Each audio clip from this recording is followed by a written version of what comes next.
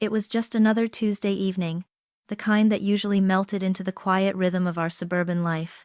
Lennon was on the sofa, absorbed in his phone, a faint, almost private smile playing on his lips.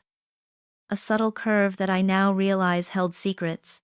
He hummed softly, fingers dancing across the screen, utterly oblivious to the storm he was about to unleash. I was sorting through mail at the kitchen counter, half listening to the distant chatter of the TV, feeling the gentle hum of contentment that often filled our home. Then, a notification flashed on My Time's phone. Sitting beside a stack of bills, my heart gave a small, inexplicable lurch even before I glanced at it. It was a text message from Lennon, but the sender name read Lennon Mercer. Not the usual my love or hubby I had programmed. And the content? It certainly wasn't for me. My eyes fixated on the screen, every word burning itself into my memory with an icy precision. It simply read, "Babe, the Willow Creek project is greenlit. Meet me at our usual spot tonight." The world tilted. The soft hum of the dishwasher, the distant drone of the television. It all faded, replaced by a deafening roar in my ears. Babe. Willow Creek wasn't a project. It was our town. A place we'd built our lives in. And babe? That was supposed to be me. A cold, creeping dread began to spread from my stomach, up my chest, seizing my throat. My hands trembled, the bills I was holding slipping from my grasp and scattering across the pristine quartz counter. My pulse, usually a steady drum, began to pound a frantic, erratic rhythm, mirroring the sudden chaos erupting within me. My breath caught, shallow and sharp, as if the air itself had become too thin to sustain me. I stared at Lennon, still on the sofa, still smiling at his screen, completely unaware that his careless error had just shattered my entire universe. The silence in the room stretched, thick and suffocating, as the implication of those few innocent-looking words began to unfurl their venomous truth. The venomous truth, now uncoiling in my gut, demanded immediate, undeniable confirmation. Lennon, still immersed in his digital world, eventually excused himself to take a call in his study, leaving his phone unlocked on the coffee table. My heart, a frantic hummingbird against my ribs, urged me forward. My hands were clammy, trembling as I reached for it. The cool glass of the screen a stark contrast to the inferno raging inside me. With a deep, shuddering breath, I opened his messages. There wasn't just one times accidental text. There were hundreds. A dedicated thread. Not to me, but to Sloane B. The world snapped into a brutal, sharp focus. Sloane Dubois, my best friend, my confidant, the woman who had shared countless coffees, celebrated my triumphs, and consoled me through every minor woe. She was the babe.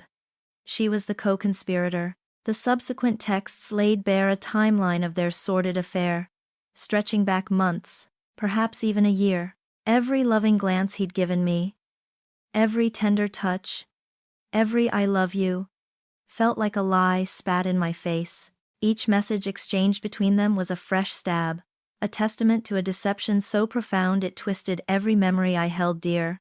Our wedding photos, Benjamin's first steps, cozy family nights, all were now tainted, drenched in the bitter acid of their betrayal. I saw the hidden meanings in past conversations, the knowing glances between them I'd dismissed as innocent camaraderie. The knot of dread in my stomach tightened, constricting my breath until I thought I might suffocate. But it was more than just the crushing infidelity that threatened to shatter me completely. Their messages hinted at something far more sinister, far more expansive than a mere illicit romance. The Willow Creek project is greenlit wasn't just a clandestine rendezvous. It was a code, a shared secret encompassing something much larger. They spoke of investments, new beginnings, and securing our future. Phrases that vibrated with an unsettling ambition. My eyes scrolled further, catching terms like equity, property acquisitions, and diversifying portfolios. This wasn't just a betrayal of the heart, it was a calculated, cold-blooded betrayal of our entire life. built on a foundation of lies and a hidden agenda. I felt like the ground beneath me had vanished, leaving me suspended in a void of shock and disbelief. A world turned upside down with the sickening lurch of a falling elevator. The man I had loved, the friend I had trusted implicitly. They were both strangers, architects of my undoing. The pain was so sharp, so absolute, it was almost a physical weight, pressing down on my chest, threatening to crush me. But beneath the raw, searing agony, a cold, hard resolve began to form. This wouldn't stand. This couldn't times stand. My world might have been undone, but I would rebuild it, brick by painful brick, and they would pay the price for every single lie.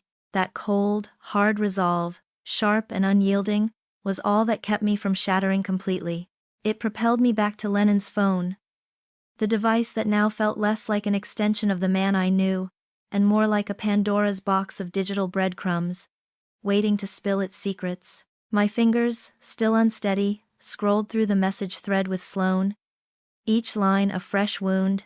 Yet, I couldn't stop. I needed to know the full extent of the damage, to understand the architecture of the betrayal that had been built so meticulously beneath my unsuspecting gaze. Hundreds of messages, stretching back over a year, painted a sickeningly vivid timeline. There were flirty exchanges, stolen moments described in hushed tones, declarations of a forbidden love that made my stomach churn. But woven into this tapestry of infidelity was a far more disturbing pattern. Detailed financial discussions. At first they were subtle, veiled references to our future and making some smart investments. Then they grew bolder, more explicit, talking about the capital needed for the Willow Creek expansion and leveraging Lennon's access to school district funds. My breath hitched. Willow Creek wasn't just our town. It was the name of the school where Lennon was a beloved administrator, the institution we both supported. The project wasn't a clandestine affair. It was a front, a coded reference to a scheme that went far beyond emotional treachery. They weren't just planning a life together, they were planning a time's future built on our school's funds asterisk. The realization hit me like a physical blow. The money meant for new textbooks, for technology upgrades, for the very education of our town's children, including Benjamin, was being siphoned off, meticulously redirected into their personal coffers. Memories flooded back, now tainted with malice. Lennon's sudden, insistent proposals for school budget cuts, his unusual late nights in the office he'd attributed to important strategic planning, Sloane's vague boast about exciting new business ventures. I had dismissed them all as the zealous dedication of my husband and the ambition of my friend. Now they screamed of calculated deceit. I scrolled further, my eyes scanning for any other anomalies. The name Von Mercer Holdings appeared with alarming frequency. Peppered throughout their exchanges, it was a term I'd never heard Lennon mention. Yet here it was, repeatedly linked to discussions about property acquisitions in Miami, securing the down payment, and finalizing the commercial lease agreements. A shell company. The puzzle pieces, previously scattered and incomprehensible, began to snap into place with a chilling precision. They weren't just stealing. They were building an empire, brick by fraudulent brick, on the foundation of my trust and the community's resources. The scale of their ambition, the cold, calculating nature of their greed, was truly breathtaking. My initial shock began to morph into a simmering rage, a determination so fierce it felt like a cold fire burning in my veins. This wasn't just personal now, it was a criminal enterprise, and I, Monroe Tate, would be the one to dismantle it. The cold fire burning in my veins solidified into a singular, unwavering purpose: to dismantle their empire of lies. But I knew with a chilling certainty that I couldn't confront them yet. My raw pain, my incandescent rage, would only serve to tip them off, allowing them to cover their tracks. I needed to move with surgical precision, to build an arsenal of undeniable evidence that would leave no room for doubt or escape. More than that, I needed a strategist, someone who understood the intricate dance of legal battles and the dark art of uncovering hidden truths. My research began late that night, Fueled by strong coffee and a desperate need for action, I scoured online legal directories, divorce forums, and local news archives. One name consistently rose to the top: Evelyn Reed. Her reputation preceded her, a formidable divorce attorney, known for her meticulous approach, sharp legal mind, and an uncanny ability to navigate even the most complex cases of marital and financial fraud.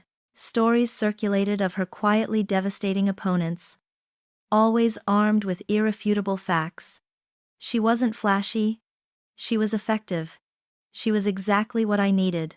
Contacting her was a leap of faith into a terrifying unknown. My voice, when I finally managed to speak to her assistant, was hoarse, barely a whisper. The initial consultation was set for 2 days later, and in that time, I lived in a surreal fog, maintaining the charade for Lennon, perfecting my vacant smile, all while rehearsing the grim narrative I would soon deliver. Stepping into Evelyn Reed's elegant, minimalist office felt like entering a sanctuary, a place where the chaos of my life might finally find order. Evelyn herself was striking, with keen, intelligent eyes that seemed to miss nothing. Framed by a severe, dark bob, she wore a tailored charcoal suit that spoke of quiet authority. She gestured to the plush leather chair opposite her desk, her expression calm yet intense. There was no pity in her gaze, only a profound, almost analytical focus, which oddly was a comfort. I began to speak, the words tumbling out in a rush at first, then slowing as I tried to organize the labyrinthine horror of my discovery. I started with the fateful text message, detailing Lennon's casual betrayal, then moved to Sloane, my supposed best friend, and finally, the escalating financial fraud.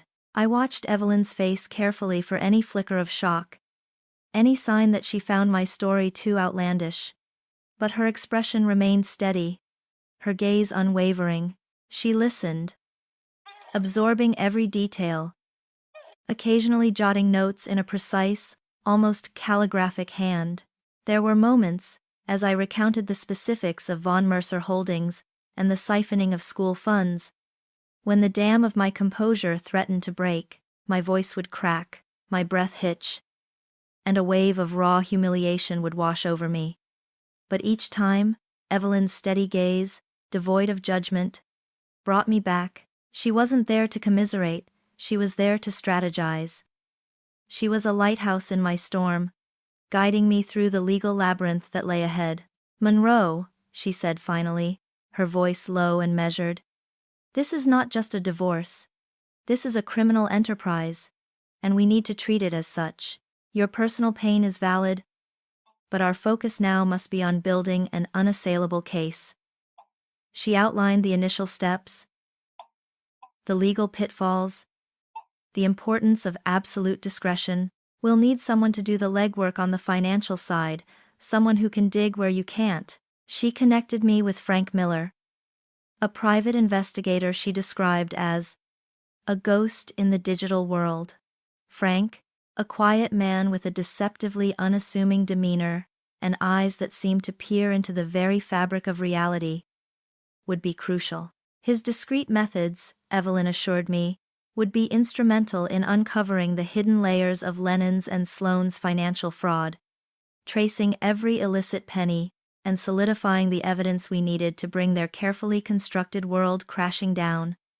The meeting ended with a clear path forward, a glimmer of hope in the overwhelming darkness. I had found my architects of justice. True to Evelyn's word, Frank Miller was a ghost in the digital world, a silent, efficient force that moved with surgical precision. Our first meeting, arranged discreetly at a quiet cafe far from Northwood, was brief but illuminating. He was unassuming, dressed in nondescript clothing, yet his eyes held an unnerving intensity, missing nothing. I handed over a flash drive containing all the screenshots and snippets I'd managed to extract from Lennon's phone. The messages, the mentions of Von Mercer Holdings, the cryptic references to Willow Creek's funds. His questions were pointed, methodical, and surprisingly few. He simply listened, absorbed, and nodded, assuring me he would begin immediately. focusing on Lennon's finances and Sloane's assets, tracing every digital footprint they might have left. The waiting was agonizing, a constant thrum of anxiety beneath the forced normalcy of my days. But then, the reports started coming in. Detailed, meticulously compiled documents from Frank, forwarded by Evelyn. Each email from them felt like opening a wound, yet also like wielding a weapon. We uncovered a sophisticated network of deceit that made my stomach churn. There were meticulously crafted fake invoices for fictitious school supplies, and inflated expense reports for non-existent conferences. These weren't amateur attempts. They were professional, designed to pass scrutiny, signed off by Lennon in his capacity as administrator. One particular example stood out: an invoice for advanced educational software from a company called Apex Solutions. A company Frank revealed was a mere shell, registered to a P.O. box in a different state, linked to an untraceable offshore account. The amount was staggering, nearly $500,000, ostensibly for licenses for every student. Yet no such software was ever purchased or implemented. I remembered Lennon's insistent push for a budget allocation increase for technological infrastructure last year. I had, in my trusting naivete, even praised his forward-thinking vision. Now, the memory tasted like ash. Frank, using his technical expertise, tracked the flow of these siphoned funds. They didn't just vanish into thin air. They reappeared, laundered through various intermediary accounts, eventually converging into the coffers of Von Mercer Holdings. The new project wasn't just a clandestine rendezvous, nor a simple luxury apartment for their future together. It was a portfolio of high-value commercial properties, a boutique hotel in South Beach, several retail spaces in the Design District, and a sprawling waterfront penthouse, all in Miami, a city far removed from our quiet Massachusetts town, meticulously purchased with stolen funds. The revelation of the sheer scale of their ambition, their cold-blooded audacity, was breathtaking. It was a physical blow, yet strangely, it didn't shatter me. Instead, it solidified something cold and hard deep within my core. My raw pain, the searing agony of personal betrayal, began to calcify, transforming into a chilling resolve, a focused determination I hadn't known I possessed. The nausea, the trembling hands, the constant lump in my throat, they were still there, but now they were channeled, fueling a single, unwavering purpose. I found myself meticulously observing Lennon, watching his every move, every subtle micro-expression. One evening, he left his briefcase open on his desk, an unusual oversight. A small, nagging voice urged me to ignore it, to maintain my carefully constructed facade. But the cold fire inside me demanded action. While he was in the shower, the sound of the running water a muffled roar, I crept into his study. My heart hammered against my ribs, a frantic drumbeat in the oppressive silence. Inside the briefcase, beneath a stack of legitimate school reports, I found a glossy brochure for a Miami real estate development, Ocean Point Towers, advertising luxurious condos and commercial spaces. My eyes immediately fell on an image of a penthouse unit, its floor plan highlighted, with an annotation in Lennon's familiar handwriting. Sloane's idea for the Times office asterisk. The very same penthouse Frank had identified. Just as my fingers brushed against the brochure, I heard the shower stop. Panic flared, sharp and instantaneous. I quickly snapped the briefcase shut, shoving the brochure deeper inside, and retreated, my breath catching in my throat. I barely made it back to the kitchen, pretending to be absorbed in a cookbook, when Lennon walked out, toweling his hair. He glanced at me, a fleeting, almost dismissive look, before heading to the living room. My hands were clammy, a cold sweat prickling my skin. But I had gathered another piece of the puzzle, a physical confirmation of their illicit empire. I would not let them get away with this. Not for a single stolen penny, not for a single shattered memory. The image of that highlighted penthouse, marked with Sloane's audacious suggestion for the Times office asterisk, burned itself into my mind, a chilling emblem of their breathtaking ambition. It wasn't just a matter of siphoning off a few $1,000s. It was the systematic construction of an illicit empire.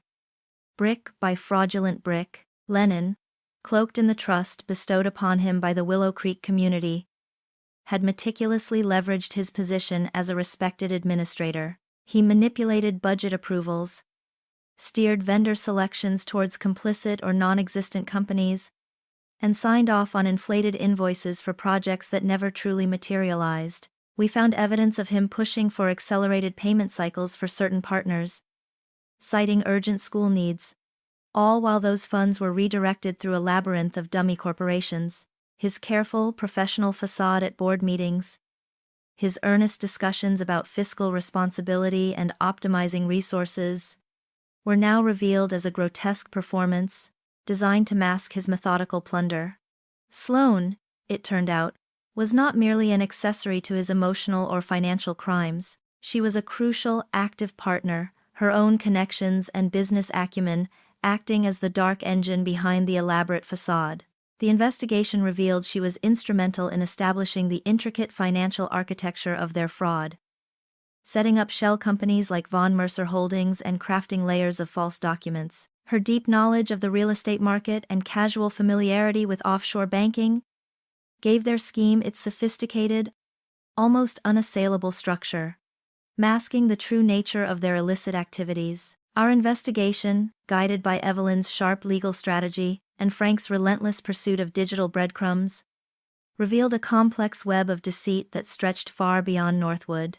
We uncovered records of sham consulting fees paid to shell entities and commissions funneled to non-existent brokers. There were meticulously falsified land surveys, inflated appraisal reports, and forged permits, all designed to inflate the value of the properties they were acquiring and justify the exorbitant sums being funneled through Von Mercer Holdings.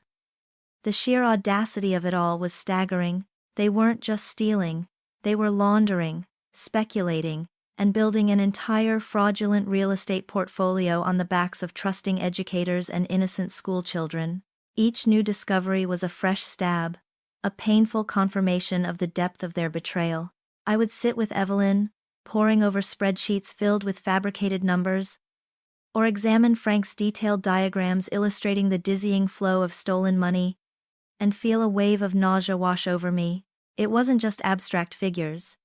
It was Benjamin's future, the integrity of our community, the very bedrock of my understanding of loyalty and trust, all systematically eroded. Yet, with each revelation, that cold fire within me intensified, transforming the raw agony into a new piece of armor.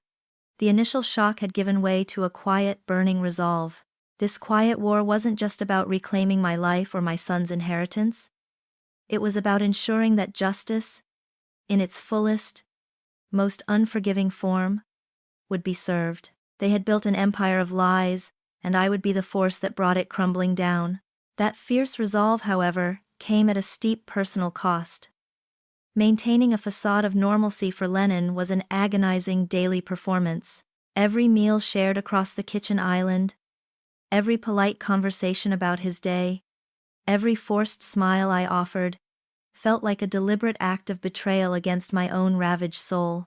I listened to him pontificate about school politics or the intricacies of our neighborhood homeowners association, nodding at appropriate intervals, feigning engagement. Inside, a constant low thrum of disgust vibrated through me, a chilling counterpoint to the placid mask I presented. I mastered the art of selective blindness. I pretended not to notice the subtle glances he cast at his phone, the way his thumb would flick across the screen mid-sentence, the hushed phone calls he'd take, excusing himself with vague mentions of work or colleagues.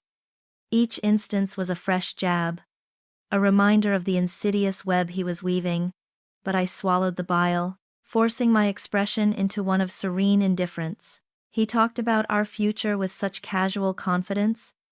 Retirement plans, Benjamin's college fund, a vacation home upstate, completely oblivious that while he was actively destroying my time's future, I was quietly, meticulously becoming the architect of his time's downfall.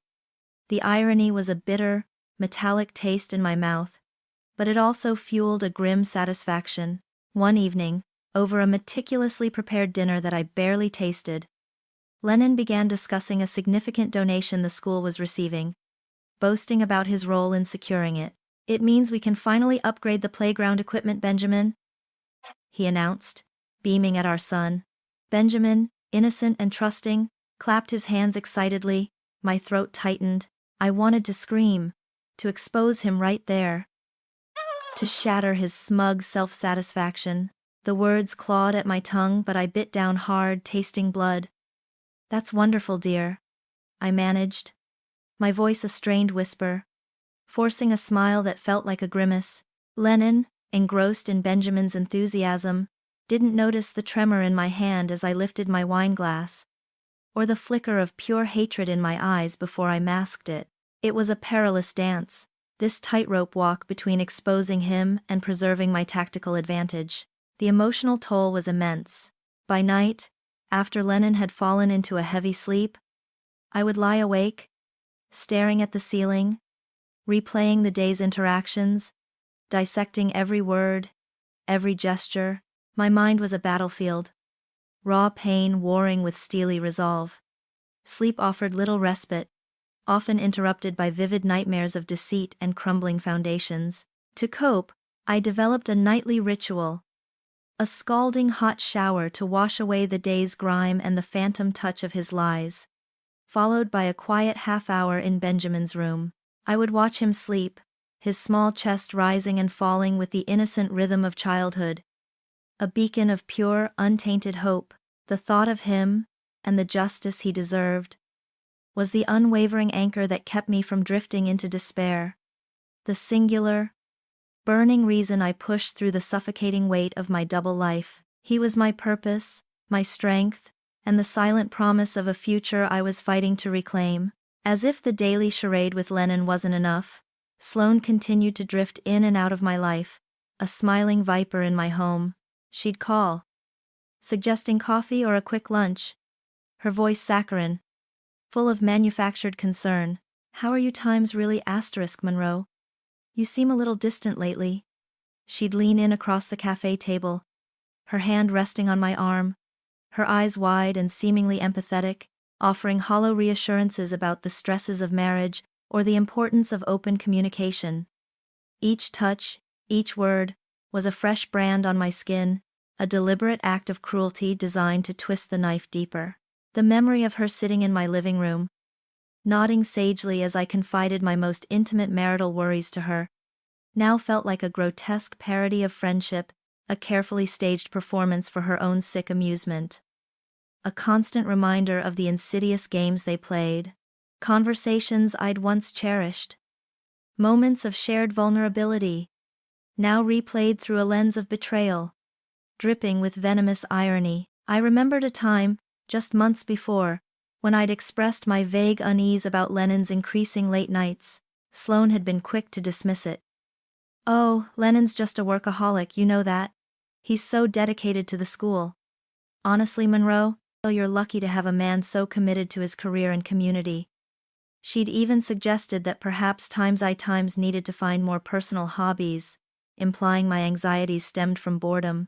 Now, I saw it for what it was, a masterclass in gaslighting, a calculated maneuver to redirect my suspicions, to keep me distracted while she and Lennon dismantled my marriage and our financial stability, brick by fraudulent brick. The sheer audacity of her lies, delivered with such practiced ease, left me breathless with silent fury. What started as a crushing revelation of infidelity had spiraled into something far more chilling. Frank's investigation, meticulously peeling back layers of corporate obfuscation, didn't just confirm Sloane's deep involvement as an architect of their fraud, a role we had already uncovered in the elaborate setup of Von Mercer Holdings and the Miami property acquisitions. Instead, it unearthed something far more insidious, the blueprint of her time's personal malice *, revealing her as the insidious strategist, who not only knew the intricacies of offshore finance but reveled in crafting every impenetrable layer of deceit. He found direct communications, not just about the logistics of the scheme, but about the very strategy times of deception, showcasing her deliberate efforts to make their illicit empire untraceable, and to personally exploit my blind spots. Her calculated duplicity made the betrayal infinitely more bitter, more profound. It wasn't a spontaneous affair that had escalated. It was a cold, premeditated dismantling, driven by a shared greed and ambition. She wasn't merely benefiting from Lennon's schemes. She was actively orchestrating them, savoring every moment of my presumed ignorance. Among Frank's discoveries was an email chain, chillingly precise, where Sloane, in her own words, discussed Monroe's naive trust and how easily she's distracted, specifically detailing methods to deflect my attention when I questioned Lennon's late nights. Reading those words, seeing my blind faith dissected and mocked for their amusement, made my blood run cold. It wasn't just deception, it was a calculated psychological assault, a game she played with my emotions. The realization was a raw, searing pain, but also a hardening agent, turning my grief into granite. The viper had not merely slipped into my home, she had helped build the very nest of lies I now sought to incinerate, and her enjoyment of my suffering was the final, unforgivable insult. The fire of my resolve now burned cold and steady, guiding me through the painstaking weeks that followed as Evelyn and Frank meticulously pieced together the mountain of evidence. Evelyn's elegant office transformed into a war room, her large mahogany desk often buried under stacks of documents and digital printouts. We worked in shifts, sometimes late into the night, the silence broken only by the rustle of papers, the quiet clicks of a keyboard, and Evelyn's occasional sharp directives. Frank, with his quiet intensity, meticulously verified the overwhelming body of evidence we had amassed.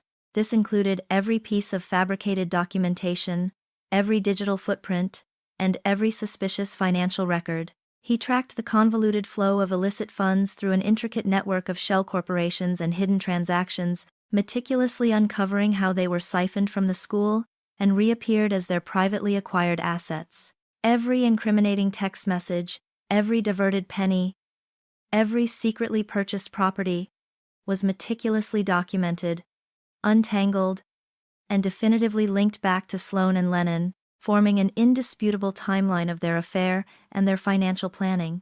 What emerged from this meticulous excavation was a narrative so chillingly precise, it left no room for denial. It wasn't merely an affair that had spiraled into greed. It was a carefully orchestrated scheme of infidelity, fraud, and embezzlement, planned with the ruthless efficiency of corporate criminals. Lennon's abuse of his administrative access, Sloane's exploitation of her family's shadowy real estate connections. They formed a twisted, synergistic partnership, systematically plundering the school's resources to construct their illicit luxury empire. The sheer audacity, the cold calculation behind every step, was laid out for me to see, piece by excruciating piece. Finally, after what felt like an eternity of suppressed rage and quiet investigation, Evelyn leaned back in her chair, a rare, almost imperceptible nod of satisfaction on her face. "Monroe," she stated, her voice calm and authoritative, slicing through the tension, "we have everything. Every piece of their deceit, every stolen dollar, every lie. We have an undeniable case, ready to be presented to the school board and, eventually, to the courts." The puzzle was complete, and the picture it painted was one of absolute, unmitigated betrayal. The day Evelyn finally uttered those words, "Monroe, we have everything," felt less like a relief and more like the coiled spring of a trap about to be sprung. The weight of anticipation was almost unbearable, a suffocating pressure that amplified every beat of my heart. For weeks, I had moved through my life as a ghost, an observer in my own tragedy, carefully collecting the fragments of my shattered world. Now, those fragments were weaponized, ready to be unleashed. My initial, visceral urge had been to confront them, to scream the truth, to watch their smug faces crumble. But Evelyn, ever the pragmatist, had gently but firmly steered me away from such a self-satisfying but strategically disastrous path. Confrontation now would only give them a head start, she'd warned. They'll destroy evidence, liquidate assets, or simply flee. We need to control the narrative. And we need to hit them where it hurts most effectively. We discussed myriad options. Going directly to the police, while eventually necessary, might be too slow. Bogged down by bureaucracy, potentially allowing them time to mitigate damage. A public exposé, while tempting for its immediate catharsis, risked turning the intricate financial fraud into a messy, sensationalized scandal, potentially harming the school and Benjamin more than it helped. The careful, measured approach was paramount. It became clear that the first decisive blow needed to be struck internally. Within the very institution Lennon had so cynically exploited, Principal Thompson, a man whose quiet integrity I had always admired, emerged as the linchpin. He wasn't just a figurehead. He was a respected educator with deep ties to the community, known for his unwavering moral compass and fierce dedication to the school's welfare. To approach him with such explosive allegations against a senior administrator, a man he surely trusted, would be an immense test of that integrity, but I knew he was the one person who would not shy away from the truth, no matter how ugly. This was my final act of silent preparation, a strategic move designed for maximum impact and swift justice. Evelyn helped me draft a concise, yet devastating summary of our findings, carefully redacting certain elements to protect the ongoing investigation, but leaving enough damning evidence to be undeniable. This initial presentation wasn't about legal process yet. It was about laying the groundwork, about shocking the system into action from within. It was about leveraging Principal Thompson's authority to trigger an internal probe that would then seamlessly transition into criminal proceedings. It was a chess move, careful and deliberate, designed to corner them without alerting them to the coming checkmate. The evening before our scheduled meeting with Principal Thompson, I felt a peculiar blend of terror and exhilaration. I sat alone in Benjamin's room long after he had fallen asleep, tracing the outline of his small hand in the dim light of his nightlight. This wasn't just for me. It was for him. For the innocent children whose education they had stolen from. For the community they had betrayed. The burden of this secret had been crushing, but the promise of justice was a powerful elixir. My heart pounded with a rhythm that felt both frantic and resolute, echoing the final countdown to an irreversible event. Every fiber of my being screamed with the knowledge that there was no turning back from this precipice. Yet, amidst the fear, my resolve was as steady as a rock, forged in the fires of betrayal and tempered by months of meticulous planning. The charade was almost over. The time for pretense, for silent suffering, was drawing to a close. The end of their carefully constructed world, and the beginning of mine, was finally in sight. The hushed reverence of Principal Thompson's office, usually a bastion of quiet academic planning, felt charged with an almost unbearable tension as Evelyn and I took our seats. 3 other select board members, their faces a mixture of concern and mild curiosity, sat around the polished mahogany table. Principal Thompson, a man whose earnest eyes now held a cautious skepticism, nodded for us to begin. Evelyn, ever the professional, began with a calm, measured voice, her composure a stark contrast to the frantic drumbeat in my chest. She didn't mince words. Principal Thompson, members of the board, she started, placing a meticulously organized binder on the table. We are here today to present evidence of systematic financial fraud and embezzlement perpetrated against the Willow Creek school system by one of its senior administrators, Lennon Mercer, in collusion with Ms. Sloane Dubois. A ripple of discomfort ran through the room. Thompson's eyebrows, initially knitted in disbelief, slowly began to lower as Evelyn methodically laid out the indisputable facts. She projected enlarged screenshots of the damning text messages, not the overtly emotional ones, but those meticulously detailing the Willow Creek project and its financial implications. She presented the fake invoices from Apex Solutions for non-existent software, each line item highlighted, cross-referenced with bank statements showing the $500,000 transfer. She detailed the convoluted paper trail of Von Mercer Holdings, explaining how it was used as a conduit for stolen funds. My voice, surprisingly steady, chimed in when Evelyn pointed to the property deeds. These are just a few of the properties acquired in Miami. Principal, I explained, gesturing to the glossy images of the boutique hotel and the sprawling penthouse. Purchased with money diverted from our school budgets. Money meant for Benjamin's education, for all our children. The raw emotion in my words, though controlled, seemed to hit harder than any legal jargon. Thompson's face, initially a mask of polite skepticism, slowly transformed.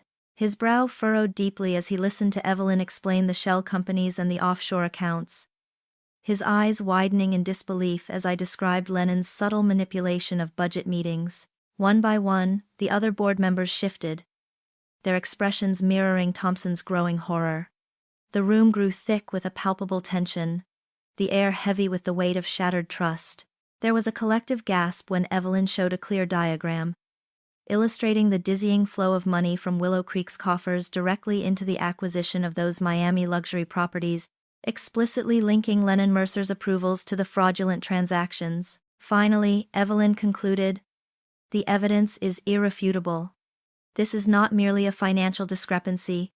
It is a meticulously planned criminal enterprise." Principal Thompson leaned back in his chair, his face grim, a muscle twitching in his jaw.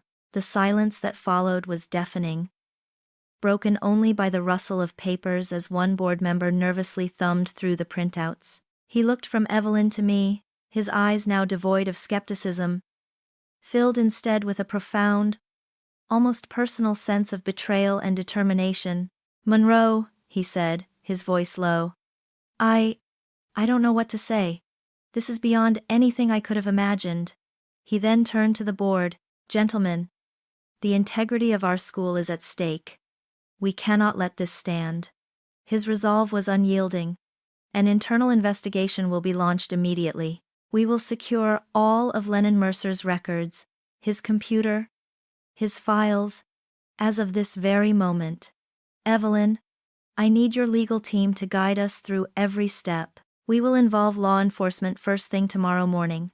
The dam had broken, the carefully constructed world of lies, upheld by Lennon and Sloane, had just begun its irreversible collapse.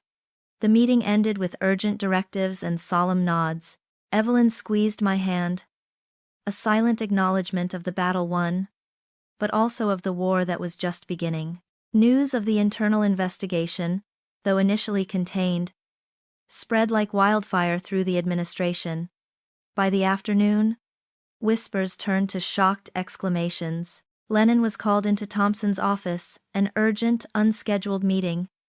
I pictured his smug face, slowly draining of color as the truth, like a physical blow, landed. Sloane, too, would receive the call, her carefully cultivated world of deception starting to crack. The wheels of justice, long in motion behind the scenes, had finally begun to turn publicly, loudly, and with unforgiving force. The rapid turning of those wheels of justice felt almost surreal, a whirlwind that swept through Northwood with astonishing speed. It began with the news, hushed at first, then exploding across local media. Lennon Mercer, a respected administrator, was under investigation for widespread fraud. The following morning, the flashing blue and red lights outside our suburban home were a stark, undeniable punctuation mark to the quiet devastation he had wrought. I watched from Benjamin's bedroom window, holding my breath, as two officers escorted Lennon out, his face a mask of disbelief and anger, handcuffed, into a waiting patrol car. He was suspended from his position immediately. An official announcement from Principal Thompson confirming the dire allegations. The legal proceedings that followed were swift and merciless, fueled by the irrefutable evidence Evelyn and Frank had painstakingly compiled. The intricate web of forged documents, illicit transfers, and shell corporations was laid bare for the courts. A chilling testament to Lennon's brazen greed. He stood trial, his once impeccable reputation shattered, the man I married reduced to a criminal defendant. The verdict was inevitable, guilty on multiple counts of embezzlement and fraud. The gavel fell, echoing the finality of his undoing. sentencing him to a term that would ensure he paid a heavy price for his calculated betrayal. Sloane Dubois, my best friend, faced an equally brutal reckoning. Her sophisticated orchestration of Von Mercer Holdings and the fraudulent property acquisitions made her an undeniable co-conspirator. The prosecution painted a damning picture of her calculated deceit, leveraging her family's shadowy connections to build their illicit empire. Her professional licenses, real estate and financial consulting, were swiftly revoked, her carefully cultivated reputation crumbling to dust in the glare of public scrutiny.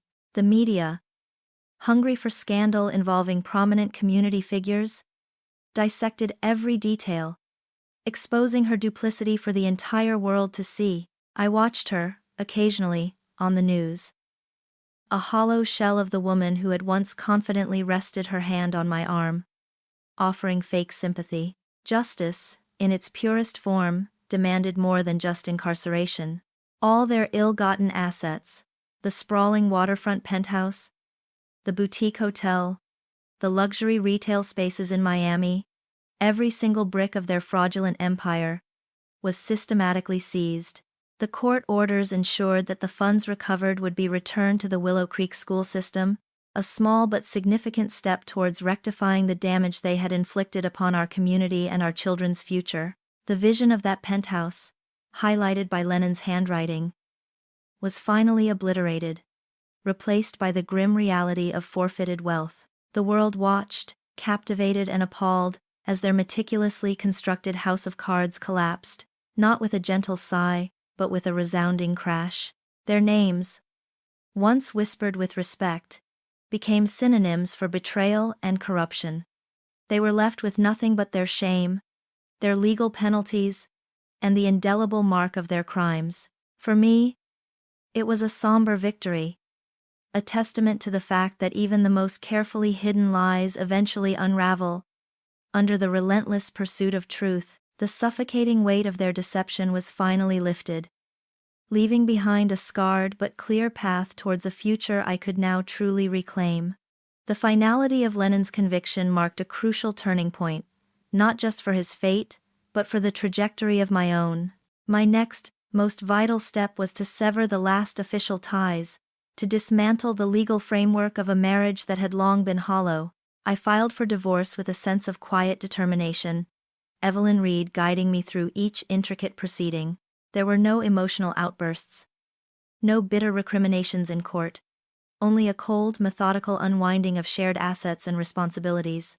The primary focus was on protecting Benjamin's future and reclaiming my financial independence, a goal Evelyn achieved with her usual strategic brilliance. The settlement ensured that Lennon could not touch Benjamin's inheritance, and I retained sole ownership of our family home, a sanctuary I was now free to cleanse and redefine.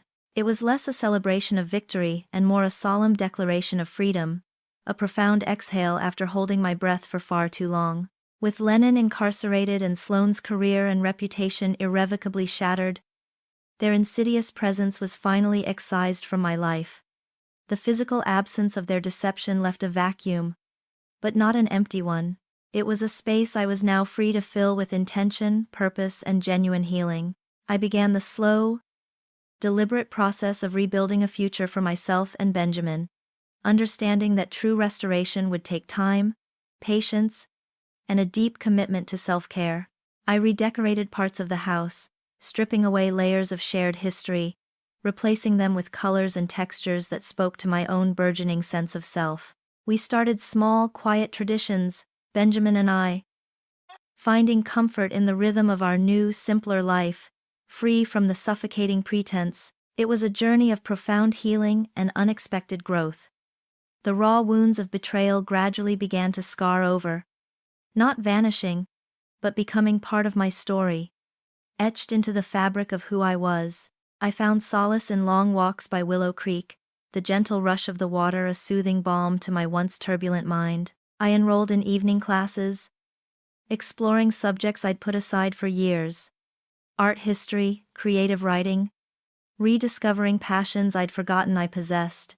Each new brushstroke, each word penned, was an act of reclaiming pieces of myself, strengthening my resolve, and reaffirming my identity, an identity free from the shadows of Lennon's lies and Sloane's insidious betrayal. I learned to trust my instincts again, to value my intuition, recognizing that the greatest strength lay not in avoiding pain, but in confronting it head-on.